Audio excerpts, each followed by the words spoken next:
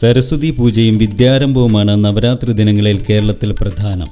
മഹിഷാസുരനെ നിഗ്രഹിക്കുവാൻ വേണ്ടി പാർവതി, സരസ്വതി, ലക്ഷ്മി എന്നീ ദേവതകൾ ചേർന്ന് ദുർഗാദേവിയായി രൂപം പൂണ്ട് 9 ദിവസം വ്രതമനുഷ്ഠിച്ച് ആയുധ പൂജയിലൂടെ ശക്തിയാർജിച്ചു എന്നതാണ് നവരാത്രിയുടെ ഐതിഹ്യമായി പ്രധാനമായും പറയപ്പെടുന്നത്. ശ്രീരാമദേവൻ രാവണനെ നിഗ്രഹിച്ചത് നവരാത്രിയുടെ അവസാനത്തെ ദിനമാണ് എന്നും ഐതിഹ്യമുണ്ട്.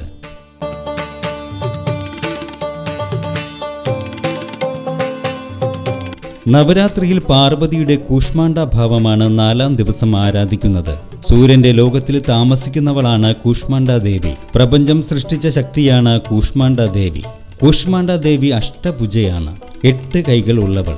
7 കൈകളിൽ യഥാക്രമം കമണ്ഡലു, വില്ല്, അസ്ത്രം, കമലം, അമൃതകുംഭം, ചക്രം, ഗദ എന്നിവ ധരിച്ചിരിക്കുന്നു. അഷ്ടസിദ്ധികളും നവനിധികളും പ്രദാനം ചെയ്യുവാൻ കഴിവുള്ള ദിവ്യമാലയാണ് 8ാം കരത്തിൽ ധരിച്ചിട്ടുള്ളത്.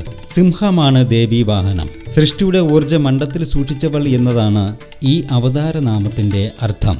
8 കൈകൾ ഉള്ളതിനാൽ അഷ്ടഭുജ ദേവി എന്നും പ്രപഞ്ച സൃഷ്ടിക്ക് കാരണഭൂതയായതിനാൽ ആദിശക്തി എന്നും വിശേഷണമുണ്ട്. പാർവതി ദേവി മഹേശ്വരനുമായുള്ള വിവാഹശേഷം ശിവശക്തി ഭാവത്തിലായ ഉമ്മയാണ് കൂഷ്മാണ്ഡ എന്നും കരുതപ്പെടുന്നു. ജാതകത്തിൽ സൂര്യന്റെ അനിഷ്ടം മൂലം ദോഷം അനുഭവിക്കുന്നവരും ആദിത്യദോഷമുള്ളവരും ദേവിയെ കൂഷ്മാണ്ഡ ഭാവത്തിൽ പ്രാർത്ഥിക്കുന്നത് ദോഷപരിഹാരത്തിന് ഉത്തമമെന്ന് വിശ്വസിച്ചു പോരുന്നു. സൂര്യനെ നിയന്ത്രിക്കുന്ന ദേവതയായതിനാൽ തന്നെ ചുവന്ന പുഷ്പങ്ങൾ കൊണ്ടുള്ള പൂജയാണ് ഈ ദിനം ദേവിക്ക് ഏറ്റവും പ്രിയം.